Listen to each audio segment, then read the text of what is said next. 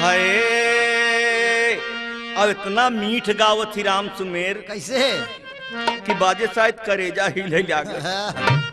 कहाँ यारा हरा बसवा कटाउले रे मोरे आलर जोगिया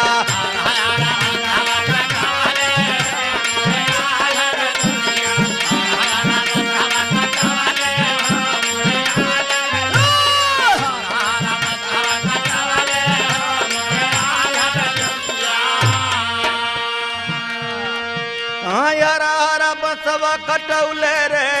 मोरे आलर जोगिया अब मीठ मीठ खीरिया खियौले रे